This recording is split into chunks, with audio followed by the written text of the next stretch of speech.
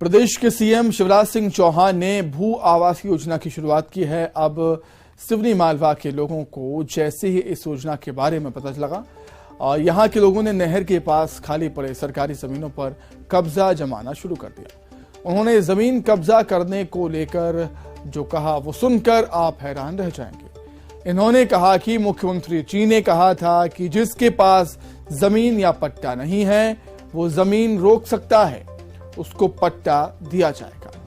वहीं इसकी खबर लगते ही नहर विभाग के अधिकारी, राजस्व विभाग और पुलिस बल के साथ अतिक्रमण हटाने के लिए वहां पर पहुंचे, जिसके बाद पुलिस बल ने नहर के पास से अतिक्रमण को हटा दिया। ये नहर सिंचाई विभाग जो के अंतर्गत ये नहर है और एसडीएम के यहाँ से मुझे वो पत्र प्राप्त हुआ था, जिसमें बताया गया था कि नहर के आसपास अवैध अतिक्रमण किया गया है।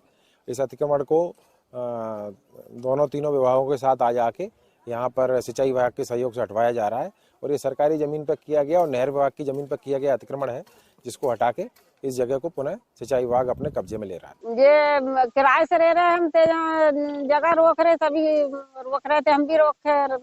ये बोला मोबाइल में आया, टीवी में आया, हमने देख के रोक रहा है।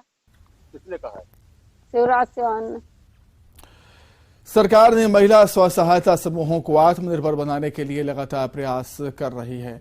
सरकार ने स्वयं सहायता समूहों को समर्थन मूल्य पर धान और गेहूं की खरीदी की व्यवस्था की, लेकिन सतना में स्व सहायता समूह के नाम पर बिचौलिए अपना मकसद पूरा करने में लगे हुए हैं। अब इन स्व सहायता समूहों में महिलाएं नहीं बल्कि पुरुष नजर आ रहे हैं और महिलाओं को बस मोहरा बनाया गया है। वहीं इस मुद्दे पर जब प्रभारी मंत्री से सवाल पूछा गया तो उन्होंने कहा कि इस समय ऐसा कोई भी मामला संज्ञान में नहीं आया है। अगर ऐसा कोई मामला सामने आता है तो इसकी जांच करवाई जाएगी। समूह को सक्षम बनाने की दृष्टि से निर्णय लिया है और कहीं कोई शिकायत होगी तो उसकी जांच भी करेंगे। अभी हम लोग आज और कल दोनों दिन फील्ड में हैं और इसलिए हमने कल शाम को 4 बजे मीटिंग रखी है ताकि ज़्यादा से ज़्यादा चीज़ों को हम फील्ड में देख सके। वहाँ जो ऐसी आप बता रहे हो कोई बात आ गई तो निश्चित रूप से। खरगोन प्रशासन ने सांसद गजेंद्र सिंह की अगुवाई में जीवन दायिनी कुंदा नदी को प्रदूषण मुक्त बनाने के लिए सफाई अभियान कार्यक्रम की शुरुआत की। इस दौरान नगर पालिका अध्यक्षा छाया जोशी, कलेक्टर कुमार पुरुषोत्तम, सीएमओ प्रियंका पटेल भी मौजूद रहीं। प्रशासन ने अगले 3 महीने में कुंदा नदी को साफ करने का संकल्प लिया है। इस अभियान की शुरुआत नगर पालिका की राशि से न होकर जन सहयोग से किया जा रहा है।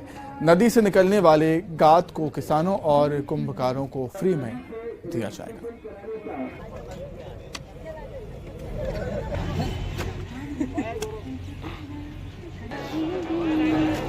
आदरणीय नरेंद्र मोदी जी ने एक संकल्प लिया कि भारत में गंदगी मुक्त अभियान चलना चाहिए और उस अभियान के तौर पर देश भर के हर गांव में, हर शहरों में, हर मोहल्लों में लोगों के मन में जागृति भी पैदा हुई और स्वच्छता अभियान उन्होंने शुरू भी किया। और उसी के तहत मेरे लोकसभा में खरगोन शहर जो नवग्रह मंदिर के नाम से भी जाना जाता है, मां नर्मदा के नाम से भी जाना जाता है, और कुंदा नदी जो इस खरगोन जिले की प्रमुख मुख्य नदी है और उस नदी पर कहीं न कहीं योजनाबद्ध तरीके से उसकी सफाई अभियान, उसका गहरीकरण अभियान शुरू होना चाहिए।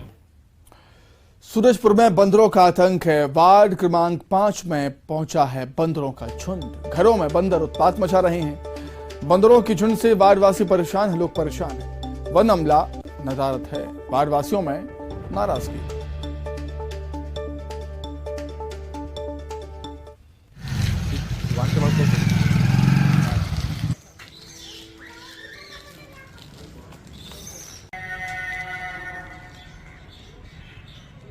नगर पालिका सूरजपुर में इन दिनों बंदरों का आतंक लगातार जारी है। आप देख सकते हैं ये वार्ड क्रमांक 5 है, जहां बंदर यहां पर लगातार सभी घरों में पहुंच रहे हैं और कई सामानों को नुकसान भी पहुंचाते नजर आ रहे हैं। और बंदरों का जो ये झुंड है ये लगातार नगर पालिका के अलग अलग वार्डों में रोजाना ऐसे पहुंच रहे हैं और आम नागरिक जो है बेहद भयभीत हैं। ऐसे में जो वन विभाग के अमला है वो तो फिलहाल नदारद रहता है। कई बार शिकायत भी की जा चुकी है, बावजूद इसके वन कर्मी यहाँ नजर नहीं आते हैं। ऐसे में जो स्थानीय लोग हैं वो आए दिन बंदरों के आतंक से लगातार परेशान होते नजर आ रहे हैं। फिलहाल वन अमला किस तरह से संज्ञान में लेके बंदरों के लिए क्या कुछ पहल करता है, ये तो देखने वाली बात होगी। वरुण राय, न्यूज़ 18 सूरजपुर।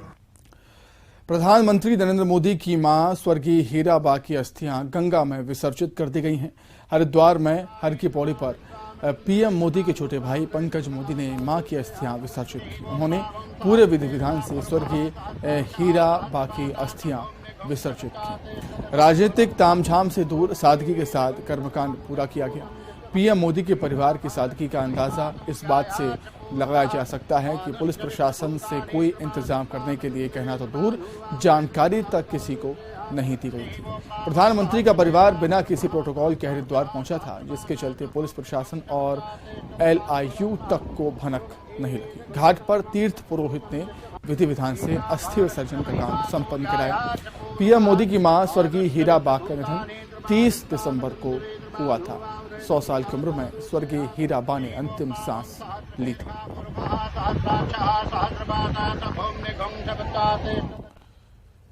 इसी के साथ ही फिलहाल इस बुलेटिन में इतना ही।